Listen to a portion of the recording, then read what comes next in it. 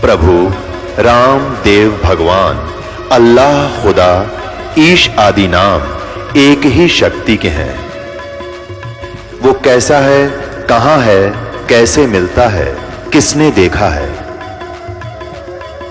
ये प्रश्नवाचक चिन्ह पूर्ण रूप से हटाने के लिए अवश्य सुनिए जगत गुरु तत्वदर्शी संत रामपाल जी महाराज के अमृत वचन, सर्व पवित्र धर्मों के पवित्र शास्त्रों के आधार पर।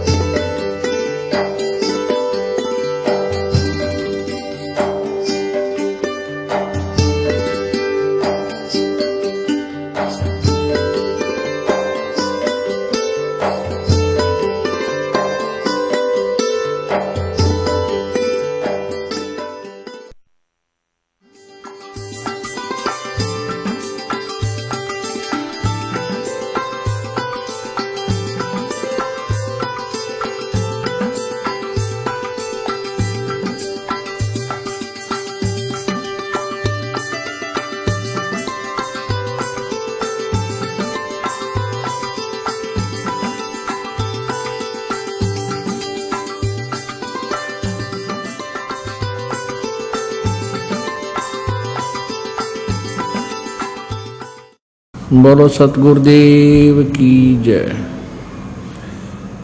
बंदी छोड़ कबीर परमेश्वर जी की जय।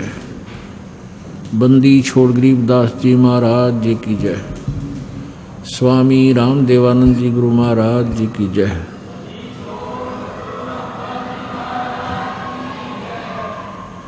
सर्व संतों की जय, सर्व भक्तों की जय, धर्मी पुरुषों की जय, श्री काशी धाम की जय, श्री छुडानी धाम की जय, श्री करौथा धाम की जय, श्री बरवाला धाम की जय। सत साहिब गरीब नमो नमो सतपुरुष को नमस्कार। गुरु की नहीं सुर नर मुनि जन साधुआं संतों सर्वसदी नहीं। सतगुरु साहेब संत सब डंडो तम प्रणाम।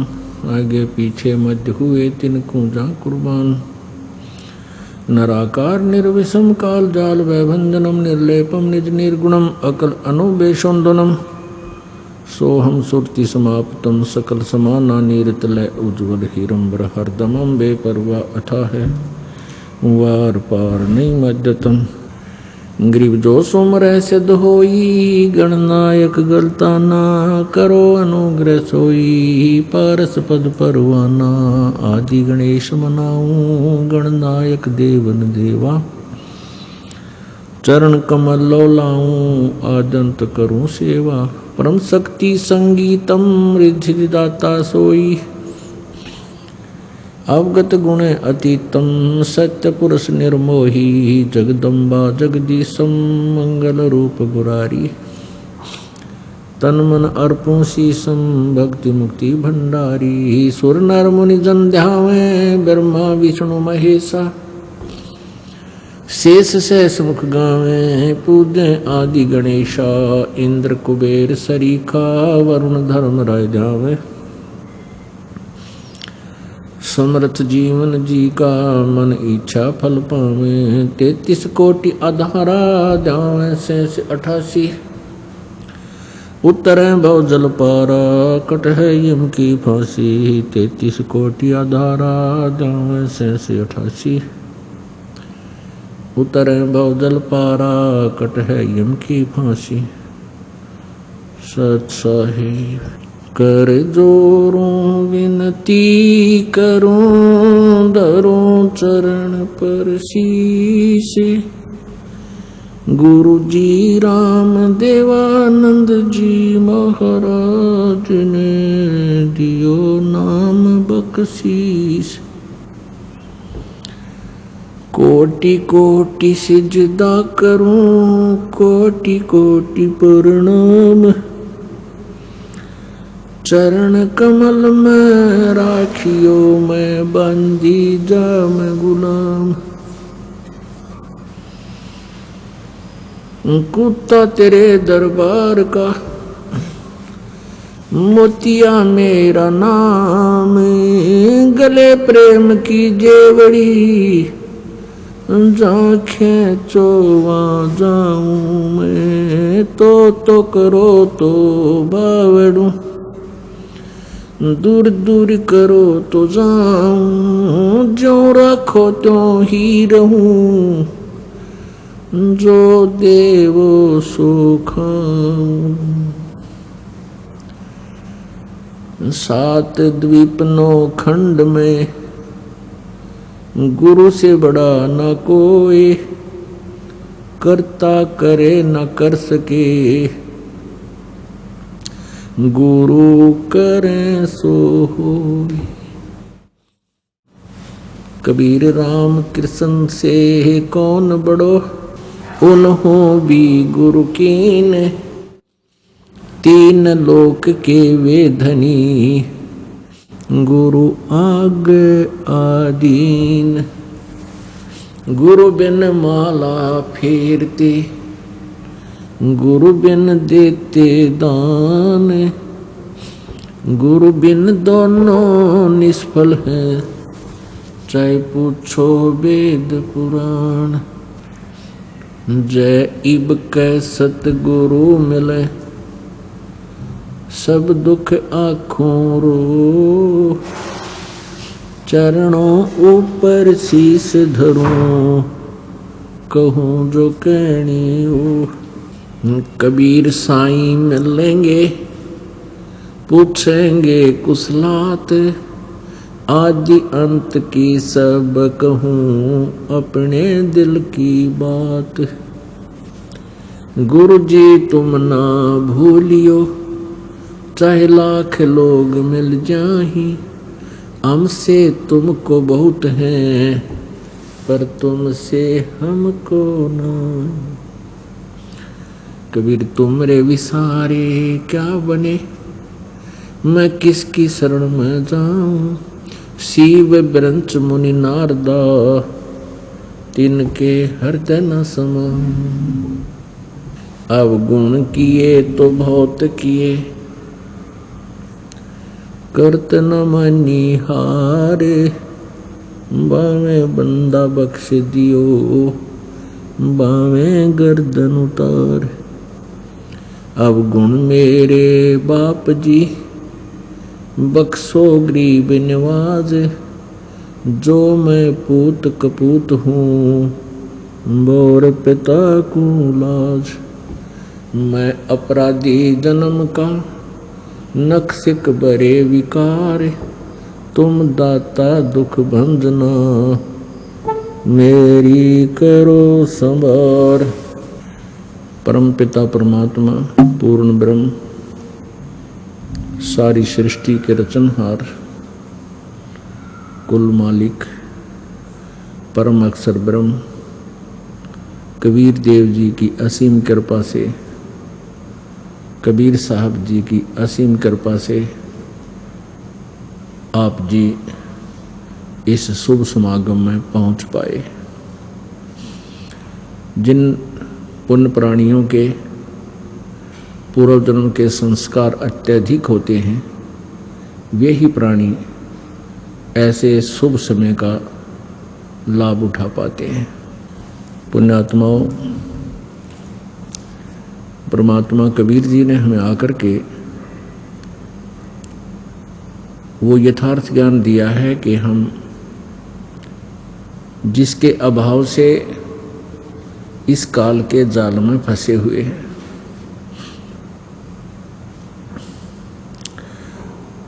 और उस ज्ञान को हम बार बार सुनेंगे, सुनकर उसके ऊपर फिर असर करेंगे, अमल करेंगे, उसका अनुसरण करेंगे, तो फिर हम अपने उस लोक में पहुंच जाएंगे, जहां जाने के बाद इस प्राणी की कभी मृत्यु नहीं होती, वृद्धावस्था नहीं आती, युवा शरीर रहता है, कोई कष्ट नहीं, कोई रोग नहीं, किसी प्रकार की कोई टेंशन नहीं, कोई कार्य करने को नहीं। प्रत्येक सुविधा वहाँ उपलब्ध रहती है परमेश्वर के सच्चे दरबार में, सतलोक में।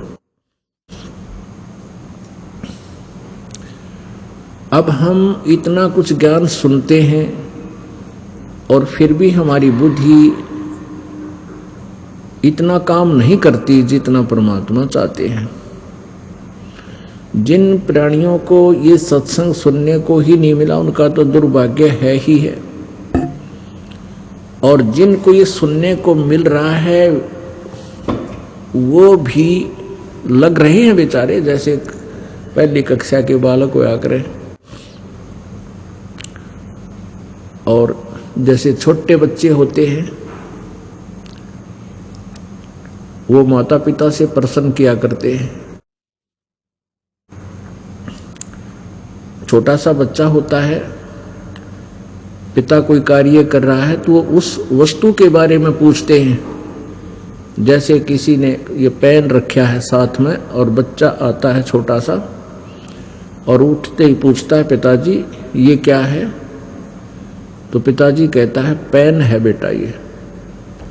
वो फिर पूछता है वो फिर कहता है पेन है ये बच्चा का इतना ही प्रश्न होता है फिर कहता है पेन है ये पेन न्यू कह वो चल पड़ता है। उसकी बुद्धि इतना ही काम करती है, वो ये नहीं सोच रहा कि पिताजी गलत कह रहे हैं, पर वो कैच नहीं कर रहा पिताजी ये बता के रहे हैं, वो ए करके चल ही देता है, कोई और खेल में लग जाता है और पिताजी से वो सब सुन भी जाता है। और जब वो बच्चा बड़ा हो जाता है, उसकी बुद्धि पूरा काम करने लग जाती है, तो उसको फिर पिताजी कहता बेटा पेन ला उठा के, वो दौड़ा दौड़ा जाता है और वही पेन उठाकर पिताजी को दे देता है। तो अब जो आप सत्संग में आ रहे हो और जिनके हृदय में इतनी तड़फ नहीं बनती जितनी ये दास बनाना चाहता है, तो आप बालक हो, आपकी अभी समाप्त हुई नहीं है। और जिनकी समाप्त होगी वो प्रत्येक सत्संग में आते 100 काम छोड़ के, वो संकेत समझने लगेगी, उनकी बुद्धि काम करने लगेगी, वो समझ गए उन सैन को, संकेत को जो गुरु जी संकेत दे रहे हैं, परमात्मा ज्ञान बता रहे। तो जिनकी मिट जाएगी फिर वो सयाने हो जाएंगे और समझदार होने के बाद ही वो 100 खतरों से बचेंगे। छोटा बालक है जिसकी नहीं मिटी है, जिसने न्योय नहीं बेरा यू पेन है और पिताजी बता भी रहा है, और वो ये भी नहीं मान रहा कि पिताजी गलत बता रहे होंगे और उसको स्वीकार भी नहीं कर पा रहा, तो वो बालक है। तो वो बच्चा कभी भी मार खा सकता है, वो कोई बिजली के नंगे तार को भी आतिशबाजी समझकर जो सपारक कर रहा हो उसको भी पकड़ लेगा और जान से हाथ धो बैठेगा। वो सर्प को भी पकड़ लेगा क्योंकि उसको पता ही नहीं, और उसको वो डस जाने से मृत्यु को भी प्राप्त हो जाएगा। तो ये दास ये देख रहा है कि जिनकी मिट गई वह नहीं चूकते, 100 काम छोड़ कर आते हैं, और उन कामों को फिर परमात्मा किया करता है। जिस कार्य को हम नहीं कर पा रहे तब हम परमात्मा के लिए चलते हैं, और परमात्मा हमारे कार्य कब करता है, जब हम तन मन धन से उसको समर्पित हो जाएंगे और जीवित मर जाएंगे। जीवित मरना किसको कहते हैं? जीवित मरना किसे कहते हैं? जैसे आप जिस सत्संग में आ रहे हो, आपके मन में 100 कल्पनाएं उठती हैं जो दूर देश से आते हैं, भाई कहीं इस कार्य में ये नुकसान ना हो जाए, ये कार्य ना बिगड़ जाए मेरा। तो उनको परमात्मा संकेत करते हैं कि ये देखो, एक व्यक्ति किसी कामवश चंडीगढ़ गया नाइट सर्विस से, और वापस आना था, किसी विशेष काम था घर पे, उसको रात को ही वापस पहुंचना था। कितना इम्पोर्टेंट वर्क होगा, कितना अनिवार्य कार्य होगा जिसके लिए रातों रात गया, फिर वापस आ रहा था, और रास्ते में पानीपत के पास एक्सीडेंट दुर्घटना में उसकी मृत्यु होगी। अब वो भी ना रहा यार, इम्पोर्टेंट काम भी बिगड़ गया। आप ये सोचोगे, विचार करोगे, परमात्मा कहते हैं ये बातें कहन सुन की ना है, ये कर पाड़न की है, इनके ऊपर अमल करना है। आप जी ने मैंने कह दिया, इस दास ने सुना दिया, आपने सुन लिया, आपने कहा बहुत अच्छा ज्ञान सुना। अरे सर हुआ नहीं, फिर तो वह एक ही बात है, तोता वो तोते वाली बात है। तो एक कोई तोता बेचने वाला पिंजरे में तोता लिए जाओ था। एक व्यक्ति बड़ा धार्मिक था, उसने सोचा भाई तोते की आयु बहुत लंबी होती है और ये जंगल में सैर सपट्टे करने वाला जीव सारी उम्र इस कैद में रहेगा। उसने दया करके न सोची इसको लेकर पिंजरे में, इसको मोल लेकर के और छोड़ दूंगा जंगल में। उसने उस तोता बेचने वाले से कहा, भाई इस तोते की कितने कीमत है? बेचने वाले ने कहा 5 रुपये पिंजरे समेत। उसने 5 रुपये अदा करके और वो पिंजरे समेत तोता ले लिया। उस तोते को पढ़ाया, समझाया और पूछा, बेटा तू कैसे फंस गया इस शिकारी के जाल में? उसने तोते ने बताया कि गुरुजी मैं, इसने वहाँ दाने डाले, जाल बिछा रखा था, हमने जाल देखा नहीं, दिखाई नहीं दे रहा था, हमने दाने दाने दिखे थे और हम दाने खाने के लिए वहाँ गए, इसने जाल में फंसा लिए। तो गुरुजी ने कहा, बेटा आगे से तुम ऐसे कोई दाने को डाल रहा हो, जाल बिछा रखा हो, तो उसमें दाने मत खाइयो कि वो दाने तुम्हें सदा सुखी कर देंगे। तुम जंगल में घूमने वाले हो, इधर उधर खा के अपना पेट भर लेना, तो तुम फंसोगे नहीं। अकान जी सही बात है। तो उसने वो सेंटेंस, वो पूरा जो है ना श्लोक गोट लिया, तोते को रटवा दिया। शिकारी आवेगा, दाने डालेगा, जाल बिछावेगा, हम दाने नहीं खाएंगे तो हम जाल में नहीं फंसेंगे। अब गुरुजी ने सोचा भी बच्चा सियाना हो गया है, खूब इसने ये पाठ याद कर लिया और कहा, बेटा मैं तुझे छोड़ दूंगा, इस पर पूरी तरह से आचरण करना जो मैं तेरे को ज्ञान दिया है। कहाँ जी? पक्का गुरुजी।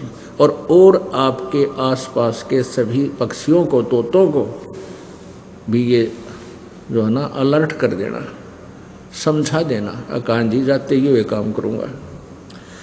अब वो तोता छोड़ दिया, तोता पहुंचा अपने मूल स्थान पर। तो उसके साथी तोतों ने बड़ी खुशी मनाई, भी कैसे पीछा छूटा तेरा? तो उसने बताया, भी मुझे एक दयालु आत्मा ने मोल ले लिया और उसने मुझे छोड़ दिया और साथ में एक मंत्र बता रखा मेरे तक, और इस मंत्र का मैं आजीवन पालन करूंगा, फिर मैं जाल में नहीं फंसूंगा। और तुम भी सुन लो जब जान बचाना चाहते हो तो।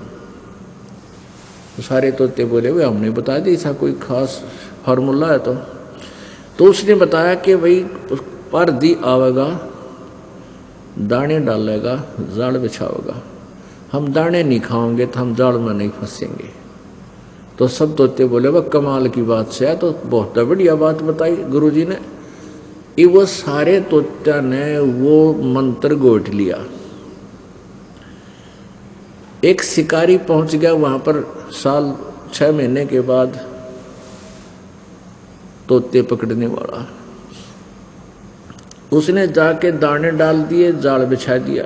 और उसने देखा कि सभी तोते ये रट लगा रहे हैं कि शिकारी आवेगा, जाल बिछावेगा, दाने डालेगा, हम दाने नहीं खाएंगे तो हम फंसेंगे ही नहीं, हम दाने नहीं खाएंगे। अब शिकारी ने सोचा, भाई ये तो सारे तोते पढ़ा दिए किसी ने और शिक्षित हो गए, ये तो एक भी ना फंसा आज तो। उन्हें सोचा इतनी दूर आया हूँ, चल थोड़ा ट्राई करके देख लेता हूँ, एक आधा पा जाए, अगर मूड वो तो फंसेगा।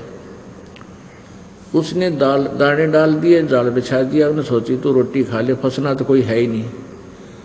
उसने क्या देखा, जो गुरुजी बन रहा था ना, जो पहले पिंजरे में तो छोड़ दिया था, अब वो ये रटना भी लगा रहा है कि शिकारी आवेगा और दाने जाल बिछावेगा, दाने डालेगा, हम दाने नहीं खाएंगे, जाल में नहीं फंसेंगे। तो सबसे पहले वो पहुंचा दाने खाने। फिर उसके सारे चेले सब गेल की गेल, फिर तो सारे इकट्ठे हो गए उसमें। अब शिकारी ने तुरंत वो जाल खींच लिया, सारे जाल के मां, और वो दाने खा रहे हैं, जाल में फंस रहे हैं, फिर भी ये सेंटेंस पढ़ रहे हैं, शिकारी आवेगा जाल बिछावेगा, दाने डालेगा, हम दाने नहीं खाएंगे, जाल में कैसे फंसेंगे। अब शिकारी ने सोचा ये तो वह कति बांडे बांडे हैं, भौके भौके थे, इनका असर नहीं इनको। उसने वो सारे तोते ठाकर कमर पर घेर लिए, पाछे लटका कर जाल में चल पड़ा। अब वो जाल में फंसे फंसे भी यही सेंटेंस बोल रहे हैं, शिकारी आवेगा जाल बिछावेगा, दाने डालेगा, हम दाने नहीं खाएंगे, जाल में नहीं फंसेंगे। वो शिकारी कह रहा भौके जाओ ये बेशक, ये तुमने पता लग गया, तुम्हारे जुबान जुबान पे है, हृदय में जगह नहीं थी। अब वो गुरुजी कुदरती मिल गया उनको। उसने देखा अरे मेरे वाला सेंटेंस मंत्र ये तोते बोल रहे हैं, सारे जाल के वहां फंसे पड़े हैं। तो उसने देखा है तो बड़े निकम्मे, और फिर भी बोले जा रहे हैं। तो पुण्यात्माओं, जो ये ज्ञान प्रतिदिन आपको दिया जाता है और आप जी को विशेष उद्देश्य यही बताया जाता है कि मनुष्य जीवन बार बार नहीं मिलता, और इच्छा छुटवाओ इस गंदे लोग ते, इस काल के जाल से। यहाँ कोई जीव सुखी नहीं। किसी भी प्राणी ने देख लो आप, चाहे अपना राष्ट्रपति दिखाई देता हो जो घोड़े की बुग्गी में चलता हो, वो जरा सा भी सुख नहीं है, ना प्रधानमंत्री को, ना मुख्यमंत्री को, मंत्रियों को, किसी को भी सुख नहीं, ना किसी पैसे वाले को। निर्धन सुखी हो ही नहीं सकता। सुखी केवल वह व्यक्ति हो सकता है जो परमात्मा के द्वारा दिए गए तत्व ज्ञान के ऊपर कदम टू कदम यानी स्टेप बाय स्टेप चल रहा होगा, फिर वो मार नहीं खाता। तो जो पुण्यात्माएं सत्संग में आ रहे हैं वो बालक हैं छोटे छोटे, और वो सुनते भी हैं, ज्ञान भी सुनते हैं, गुरु जी क्या बता रहे हैं, लेकिन वो इस पर अमल नहीं कर पा रहे हैं। अमल करे बिना, इसको अपना प्रैक्टिकल किए बिना बात बने कोई नहीं, चाहे कितना ही कुछ कर लो। परमात्मा स्वयं आकर हमें क्या बताते हैं, जैसे आदरणीय गरीबदास साहिब जी को परमेश्वर कबीर जी सतलोक से चलकर आकर मिले, गांव छुड़ानी, जिला जज्जर, प्रांत हरियाणा, भारत में। वो परमात्मा सतलोक से चलकर आए और अपनी प्यारी आत्मा गरीबदास जी जब 10 वर्ष के थे, गौओं के पाली गए हुए थे, चराह रहे थे उनको, ये ग्वाले थे, तो खेतों में आकर मिले थे और उन्होंने उस प्यारी आत्मा को बहुत सारा ज्ञान समझाया। गरीबदास जी और अन्य वहाँ उपस्थित ग्वालों ने कहा, हे महात्मा जी, आप यात्री हो, अतिथि हो, राह चलते हो, आप खाना खाओ।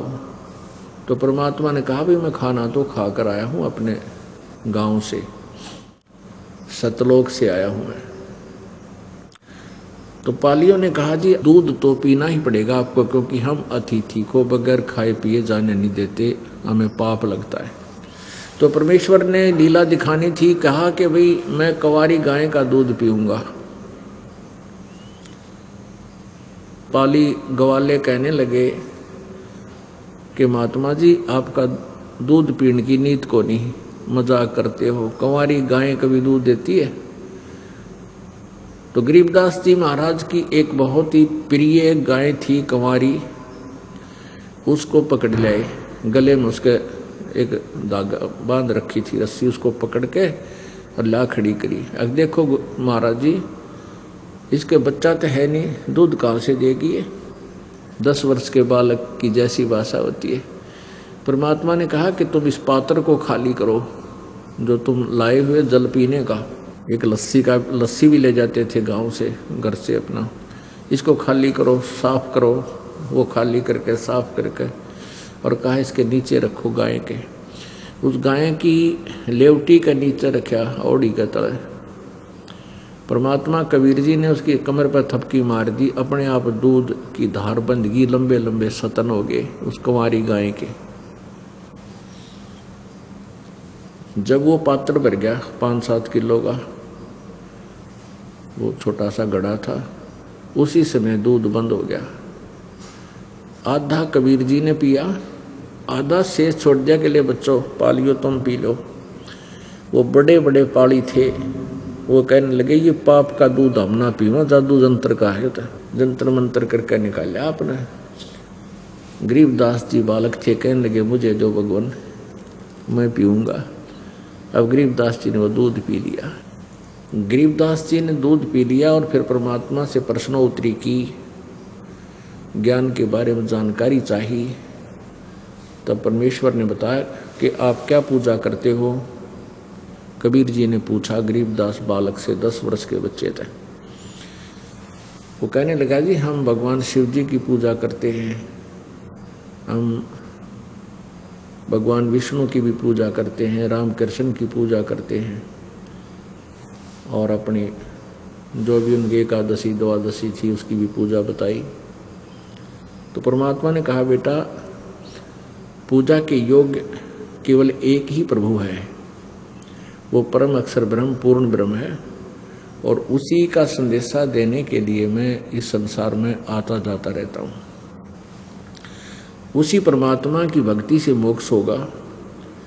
राम और कृष्ण ब्रह्मा विष्णु महेश, ये राम कृष्ण विष्णु जी के अवतार, ये पूर्ण परमात्मा नहीं है, ये कंप्लीट गॉड नहीं है।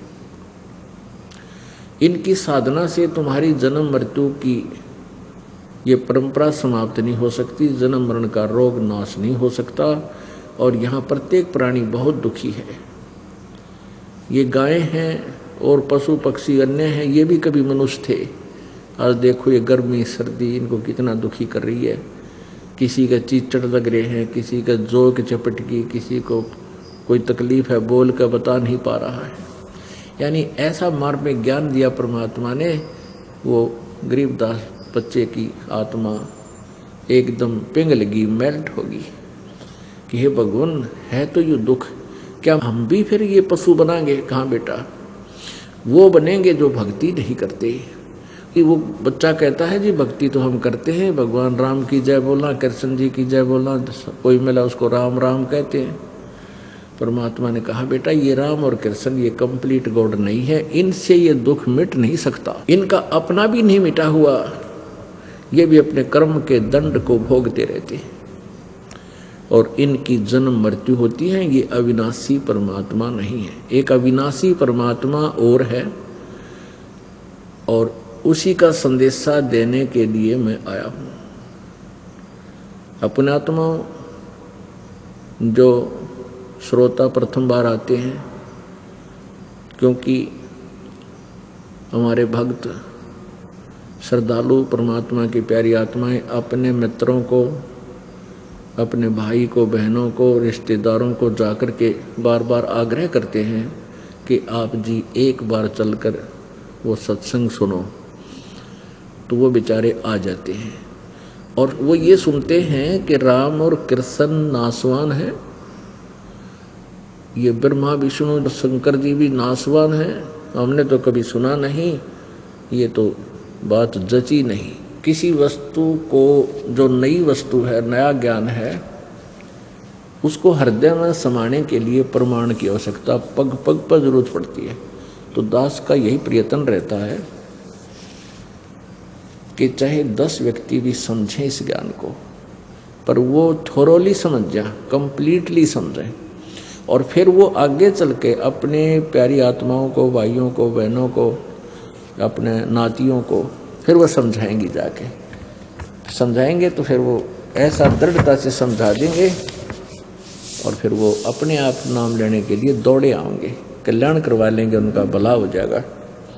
देखिएगा ये देवी भागवत, इसमें दिखाते हैं राम और कृष्ण विष्णु भगवान ये नासवान है।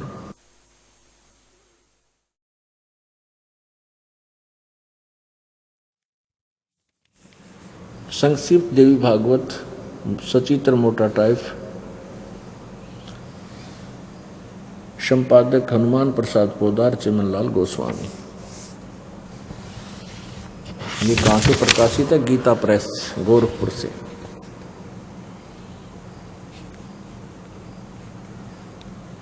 गीता प्रेस गोरखपुर, प्रकाशक मुद्रक हैं गीता प्रेस गोरखपुर, गोविंद भवन कार्यालय कोलकाता का संस्थान है। ये इनके फोन और फैक्स नंबर है। इसके 123 पृष्ठ पर तीसरे स्कंद में, तीसरा स्कंद 123 पृष्ठ पे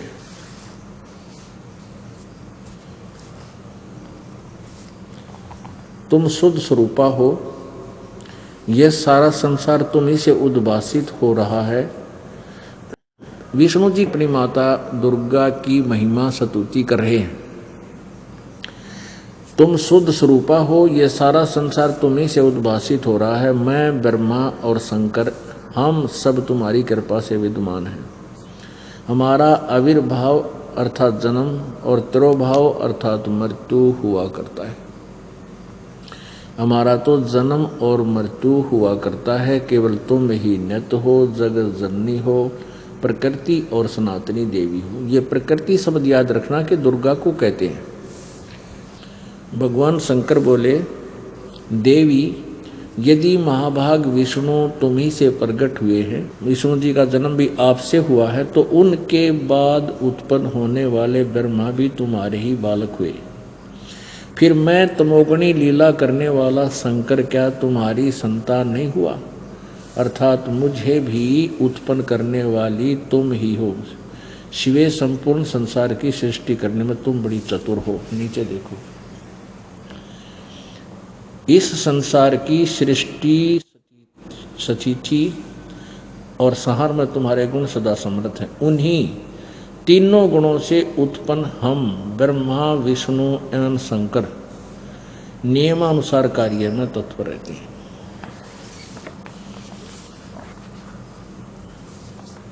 अब इससे चार बातें सिद्ध होगी। एक तो ये होगी कि ब्रह्मा और विष्णु और शिव जी ये नासवान हैं, इनकी जन्म और मृत्यु होती है। दास नहीं कह रहा, इनकी हिस्ट्री सीट बता रही है, इनकी जीवनी में लिखा है।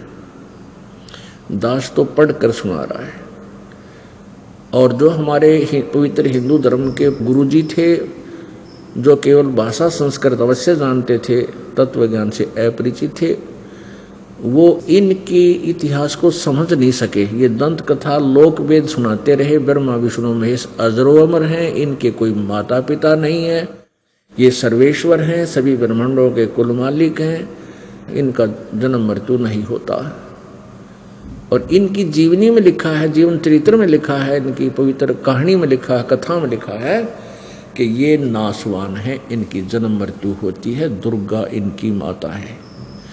और ज्योति निरंजन जिसको ब्रह्म बोलते हैं, इसको क्षर पुरुष भी कहते हैं, ज्योत स्वरूपी निरंजन, और यही काल भी कहलाता है। ये ब्रह्मा विष्णु महेश जी का पिता है। और इस ब्रह्म को श्राप लगा हुआ है 1,00,000 मानव शरीरधारी प्राणियों के सूक्ष्म शरीर से गंध निकाल के, इनको तपस्या पर भून कर सूक्ष्म शरीर को, उसमें से वो मैल निकाल कर पीने और खाने का। इसके लिए इसने अपने तीनों पुत्रों को ड्यूटी दे रखी है और इनको तीनों को एक एक गुण युक्त कर रखा है। रजगुण युक्त ब्रह्मा जी, सतगुण युक्त विष्णु जी और तमगुण युक्त शंकर जी। तो इसमें ये चार बातें सिद्ध होगी, चार कंसेप्ट क्लियर हो गए कि ब्रह्मा विष्णु महेश नासवान है। एक तो ये, दूसरा ये हो गया कि दुर्गा इनकी जननी है, माता है, इससे इनका जन्म हुआ है। तीसरा ये हो गया कि ये रजगुण ब्रह्मा है, सतगुण विष्णु, तमगुण शिव जी। और चौथा ये है कि नियमानुसार कार्य करने में ही तत्पर रहते हैं। यानी कि हम किसी के भी भाग्य को, जो उसके भाग्य में लिखा है, पुण्य और पाप को घटा बढ़ा नहीं सकते। जो जितना जिसका संस्कार है उसको नियमित ही दे सकते हैं। आप पुण्य आत्माओं, गरीबदास साहिब जी ने जब परमेश्वर के मुख से ये बात सुनी, बालक था, कहने लगा, भगवान हमने तो यही सुना है कि ब्रह्मा विष्णु महेश के कोई माता पिता नहीं है और स्वर्ग से ऊपर कोई स्थान नहीं है। तो परमेश्वर ने बताया, बेटा स्वर्ग तो ऐसा है जैसे गर्मी के महीने में कोई धनी व्यक्ति 20,000 30,000 रुपये ले जा, आजकल तो 20-30 में भी काम ना चला, 50,000 60,000 ले जाने पड़ेंगे, और फिर चला जा कुल्लू और मनाली शिमला साइड में गर्मियों के महीने में, हरियाणा राजस्थान उत्तर प्रदेश मध्य प्रदेश, ये ऐसे जो गर्मी सर्दी जहाँ पर प्रत्येक सीजन में आती है ऋतु में, तो उनमें से एक व्यक्ति एक वर्ष जो कमाया उसमें कुछ ज़्यादा हो गया, कुछ धन लेकर के शिमला में या कुल्लू मनाली साइड में चला जाता है और वहाँ जा कर के होटल में कमरा किराए पर लेता है और महीने 20 दिन 2 महीने वहाँ सैर सपट्टा करके 1 लाख रुपया बर्बाद करके वो अपनी जेब से ख़त्म करके और फिर मुंह लटका के वापस आना पड़ता है उसी कर्म क्षेत्र में। वहाँ फिर सारा वर्ष कमाई करो, हो सकता है अगले वर्ष इतना पैसा ना बचे कि वो सैर सपट्टा करके आ सके, तो फिर उस गर्मी में वही तड़पता रहेगा। तो ऐसे ये स्वर्ग है। वेदों से शास्त्र अनुकूल साधना प्रारंभ होती है और वेदों अनुसार जो साधना करना है उसमें ओम नाम है और 5 यज्ञ। इस साधना से स्वर्ग महास्वर्ग तक प्राणी चला जाता है, ब्रह्मलोक तक भी पहुंच जाता है। गीता जी अध्याय नंबर 8 के श्लोक नंबर 16 में कहा है कि ब्रह्मलोक पर्यंत ये सभी लोग वहाँ गए हुए साधक जन्म और मृत्यु को प्राप्त होते रहते हैं, पुनर्वर्ती में है। वहाँ जाने के बाद भी पुनः जन्म लेने के लिए पृथ्वी पर आना पड़ता है, अपने पुण्यों को समाप्त करके कर्म भोगने के लिए फिर आना पड़ता है। फिर कभी मनुष्य जन्म मिले तो फिर पुण्य बने या ना बने तो फिर स्वर्ग से भी वंचित रह जाता है। इतना समझो ये स्वर्ग है जैसे होटल में जाकर 2 महीने रेस्ट कराया, अपनी पूंजी बर्बाद की, वापस आ गया। ऐसे ही अपने पुण्य होने पर स्वर्ग मिल जाता है, स्वर्ग में अपने पुण्य समाप्त करके खर्च खा के और फिर वापस पृथ्वी लोक पर की तो पशु बन जाता है, कभी पक्षी बन जाता है। ये अरहट का कुआ लोई यागल बन जा है सब कोई, और कीड़ी कुंजर और अवतारा हर हट डोर बंधे कई बारा। कीड़ी कुंजर हाथी से लेकर चींटी तक, और ये ब्रह्मा विष्णु महेश इनके अवतार धार का आया करते यहाँ पर। ये चतुर्भुजी भगवान कहाँ में हर हट डोर बंधे सब आवे। ये है खोखापुर का कुआ, इसमें पड़ा सो निश्चय हुआ। अब ब्रह्मा विष्णु महेश तक भी ऐसे ही चक्कर काट रहे हैं, ये भी इस काल के अरहट वाले कुएं में बंधे हुए हैं, इनका भी ऐसे ही चक्कर बंधा हुआ है। अब अरहट का कुआं कैसा होता है ये दिखाते हैं। ये देखिएगा,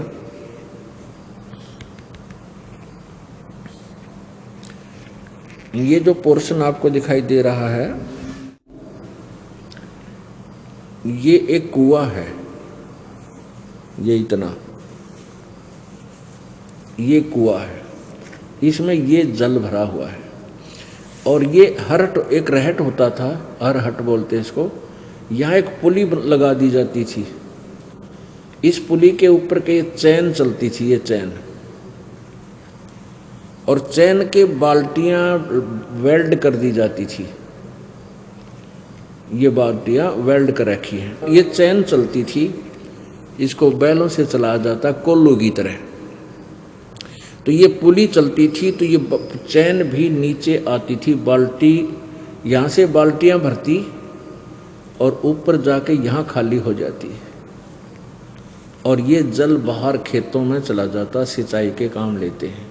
यहाँ क्या बताया है कि जैसे नीचे से पानी भरा बाल्टियों ने, ऊपर आकर खाली होगी, फिर भर के लेगी, फिर ऊपर गई, फिर खाली होगी, फिर भर के आई, फिर खाली होगी, फिर नीचे से भरी, फिर ऊपर जाकर खाली होगी, फिर भरी।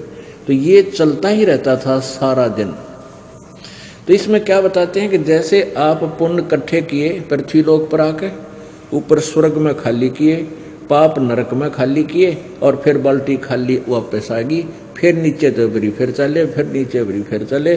तो इसमें कहते हैं चतुर्भुजी भगवान कहाँ है, ये ब्रह्मा विष्णु महेश भी, और हर हट डोर बंधे सभा में, इनकी भी जन्म मृत्यु होती है और ये भी ऐसे ही अन्य योनियों को भी भोगते रहते हैं।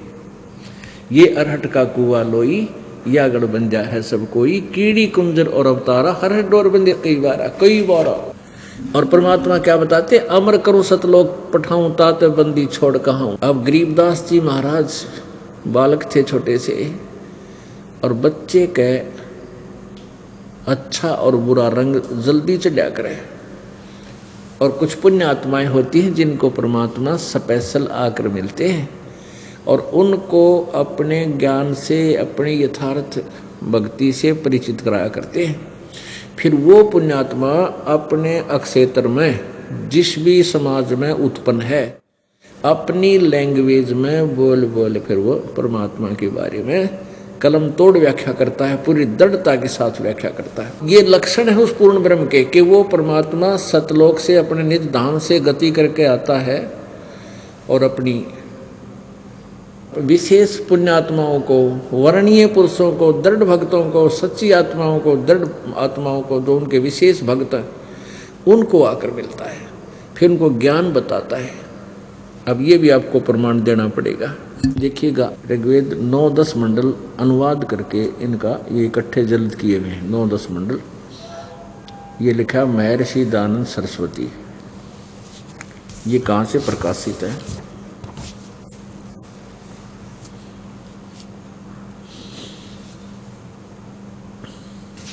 प्रकाशक हैं सार्वदेशिक आर्य प्रतिनिधि सभा, महर्षि दयानंद भवन, रामलीला मैदान, नई दिल्ली।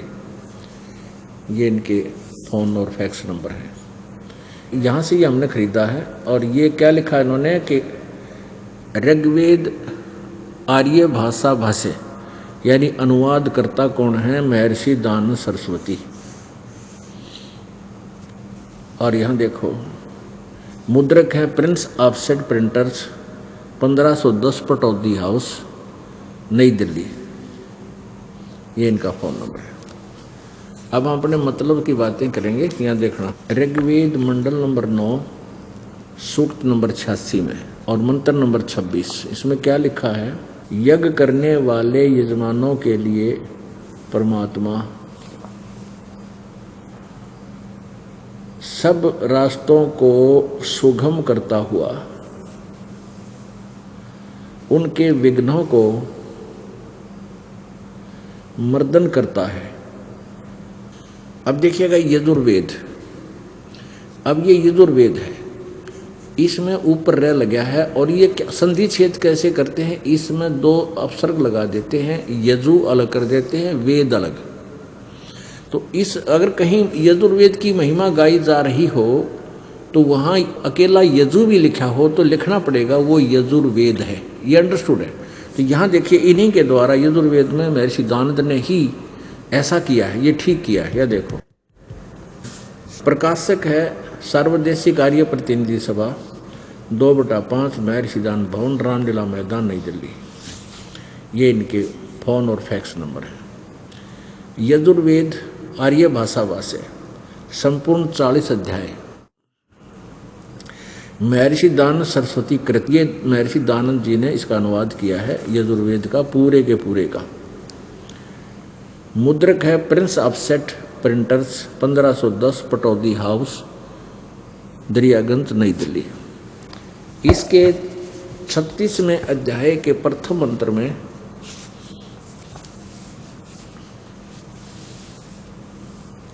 ये 60-30 हो जाए, 60-30 माने 6-30, 36 में अध्याय और मंत्र नंबर ये 1 है। अथ 60-30 से अध्याय आरंभ है। इसके प्रथम मंत्र में ये यजु शब्द है, ये यजु शब्द है। इस यजु को यहाँ अनुवाद करते समय स्वामी जी ने, ए मनुष्य जैसे मेरे आत्मा में प्राण और अपान ऊपर नीचे श्वास दृढ़ हो मेरी वाणी मानस बल को प्राप्त हो उस वाणी और उन श्वासों के साथ मैं शरीर बल को प्राप्त हूँ। ऋग्वेद रूप वाणी को प्राप्त हूँ। आगे देखो, मनन करने वाले अंतःकरण के तुल, यहाँ यजु शब्द है, यजु, इसने यहाँ यजुर्वेद लिख दिया क्योंकि यहाँ उस यजुर्वेद के बारे में जानकारी है। वैश्विक ओनली यजु लिखा है तो ये यजुर्वेद है। तो अगर इस यजु का अर्थ लिख दे यहाँ यज्ञ स्तुतियों को प्राप्त हों, तो यज्ञों स्तुतियाँ हैं कहाँ, किसमें है वो गुण? वो यजुर्वेद नामक पुस्तक को लिखना पड़ेगा। यजु के स्थान पर यजुर्वेद इन्होंने ठीक लिखा, लेकिन यहाँ ये स्वामी जी विचलित है क्योंकि वो परमात्मा का नाम कुछ नहीं मानता। ये कबीर परमात्मा का नाम है, हम इसको कबीर देव कहने लगे। तो यहाँ देखिए, यहाँ भी ऋग्वेद मंडल नंबर 9 सूक्त 82 के मंत्र नंबर 2 में यहाँ लिखा है कबीर वेदस्या। कबीर ये ऊपर रे लिखा है, तो इस रे को यहाँ 2 अक्षर लगा दिए इन्होंने, ये कवि बना दिया, ये कवि। तो यहाँ कबीर देव लिखना पड़ेगा, जिसको ज्ञान है वो लिखेगा।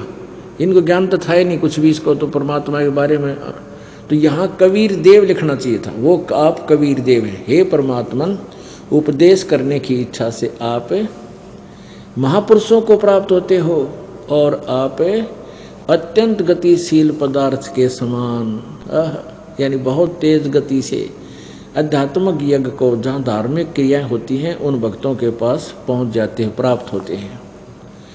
आप कबीर देव हैं, आप कबीर देव लिख दे। यहाँ पर कबीर ना लिखो, न शर्माव है, आप कबीर देव लिख दो। कबीर देव हैं, शुद्ध स्वरूप हैं, हमारे पापों को दूर करके हे सोम आप हमको सुख दे।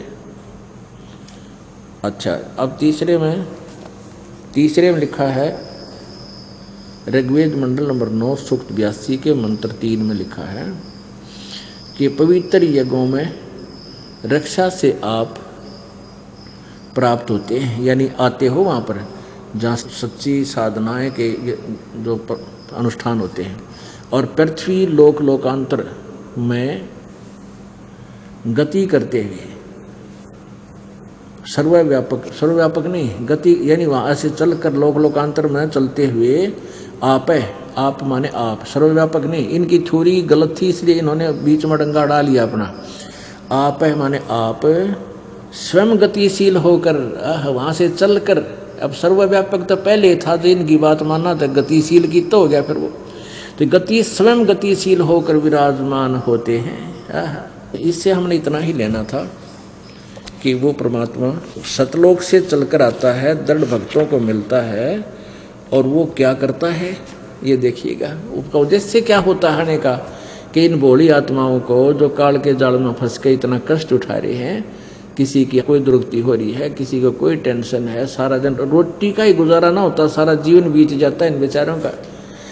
जैसे चींटी ने देख ले, सारा दिन इधर उधर गोली हो ही रहे, कभी किसी पशु पक्षी के पैर के नीचे आकर मर जाती। ऐसे ही मनुष्य एक पेट के लिए मारो मार देख ले, कि तो किसी शहर में जाकर देख ले, बड़े से घुए नोन जा रहे हैं लाखों की संख्या में, कोई कारों में, कोई मेट्रो में, कोई क्या दुनिया भाग रही है, फिर इधर भाग रही है, और रास्ते में कितना मर जाते हैं, हार्ट अटैक हो जाता है, या बीमारी हो जाती है, या कुछ और एक्सीडेंट में, और वो पेट पूरा ना होता है इनका, यहाँ इतने दुखी।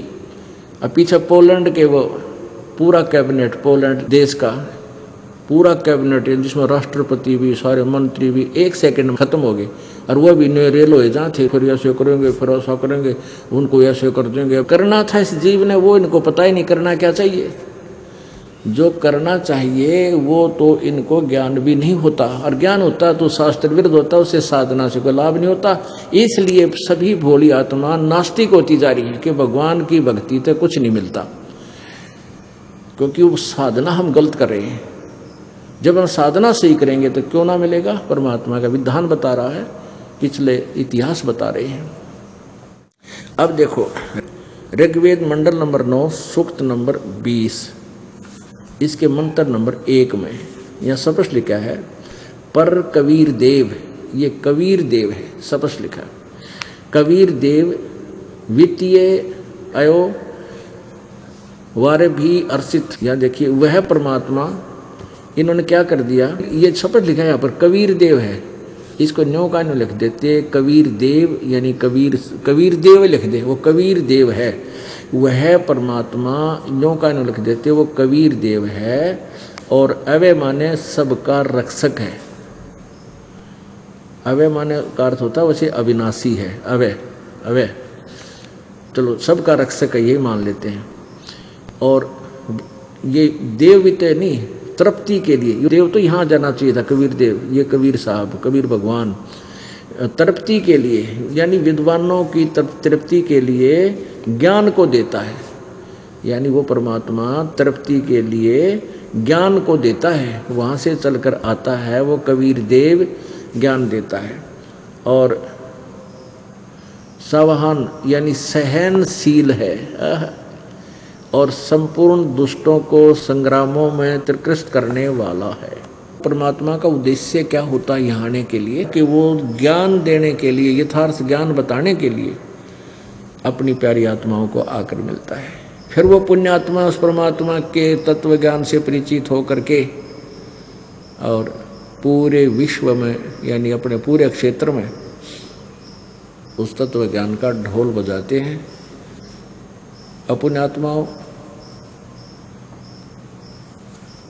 आज से लगभग 600 वर्ष पहले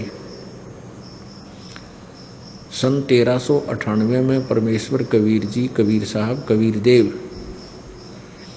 कबीर देव उनका ओरिजिनल नाम है, बाकी तो परम अक्षर ब्रह्म, अविनाशी प्रभु, ये उपमात्मक नाम है। जैसे देश के प्रधानमंत्री जी का शरीर का नाम तो कुछ और होता है, और प्रधानमंत्री कहो, उनको प्राइम मिनिस्टर कहो, ये उनके उपमात्मक पदवी के नाम है। तो ऐसे उस परमात्मा का वास्तविक नाम है कबीर देव। हम उसको कबीर साहब कहने लगे, कबीर देव को कबीर साहब, देव माने परमेश्वर। तो वो परमात्मा आए थे 600 वर्ष पहले, उन्होंने ये लीला की थी, और बीच बीच में भी जब चाहे वो आते हैं, अपनी प्यारी आत्माओं को आकर मिलते हैं, उनको ज्ञान देते हैं। तो उन्हीं में से एक श्रेष्ठ आत्मा, महान आत्मा, पुण्य आत्मा आदरणीय गरीबदास साहिब जी, गांव छुडानी, जिला झज्जर, प्रांत हरियाणा, भारतवर्ष में हुए हैं, जिनको परमेश्वर आकर मिले थे। जो आज वेदों में उस परमेश्वर की महिमा ज्यों की त्यों लिखी है, वो ऐसी लीला करता है, उसको पहचानने का ये तरीका है। और परमेश्वर जब आए थे 600 वर्ष पहले, वो अपनी प्यारी आत्मा धर्मदास जी को मिले थे। आदरणीय धर्मदास जी साहब को बताए थे कि धर्मदास, ये वेद मेरा ही भेद है, इन चारों वेदों में मेरा ही भेद है, मेरी जानकारी है, पर इन चारों वेदों में वर्णित विधि से मैं प्राप्त नहीं हो सकता, यानी मेरी प्राप्ति नहीं हो सकती। प्राप्ति मीन सतलोक नहीं जा सकते, जन्म मृत्यु का छुटकारा नहीं हो सकता। परमेश्वर कबीर जी ने कहा था कि वेद मेरा भेद है, और मैं ना वेदन के माही, और जौन वेद से मैं मिलूँ वो वेद जानते नहीं। जिस वेद से, जिस ज्ञान से मैं मिलूँ, मेरी प्राप्ति हो, जन्म मृत्यु का रोग कटे, तुम्हारा सतलोक में प्राप्त हो, वो विधि इन चारों वेदों में वर्णित नहीं है। बाकी शेष महिमा मेरी ही वेद गा रहे हैं।